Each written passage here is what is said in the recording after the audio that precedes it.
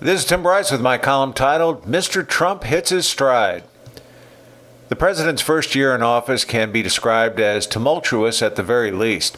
He faced strong resistance from the Democrats in the form of protests, congressional attacks, fake news, and having many of his executive orders held up in court.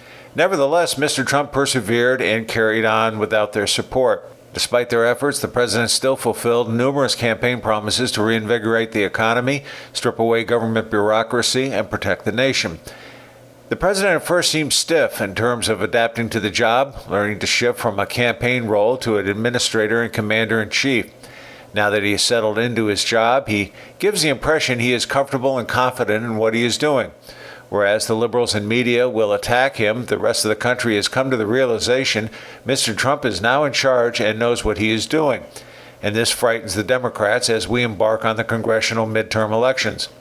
A few recent events revealed a new Trump, very much cool, collected, and empathetic.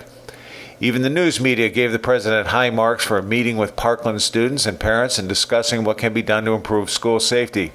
Shortly thereafter, when the state governors came to the White House to discuss the same problem, he solicited input from both parties.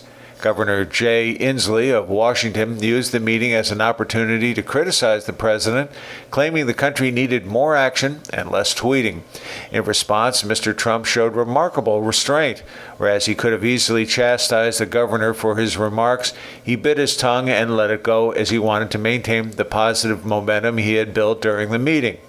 During the service at the Capitol for Reverend Billy Graham, the president spoke eloquently and appeared to be genuinely touched by the Christian evangelist. He handled the service with great dignity and respect. He appeared to be very much in control at the January State of the Union address to Congress, where he invoked themes of patriotism and faith, both of which were spurned by the Democrats and noticed by voters at home. The liberals' portrayal of him as a self-absorbed, overbearing, pompous ogre has worn thin. Because of his victories during his first year, he is now perceived as a leader with a results orientation. Even though Mr. Trump realizes the Democrats will fight him every step of the way until November, he will persevere and try to reconcile differences between the parties for the good of the nation. However, it is highly unlikely we will see any progress on DACA, immigration reform, upgrading our infrastructure, health care, or anything else, least of all the Southern Wall. Liberals are fighting for their survival and as such cannot afford to give the president another legislative victory.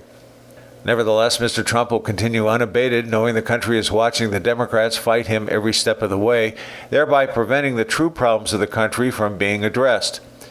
In the end, this will cost the Democrats dearly at the ballot box. While the Democrats have evolved into the party of hate, the Republicans under Mr. Trump are now considered the party of prosperity. This is not to suggest the president has softened his position on anything.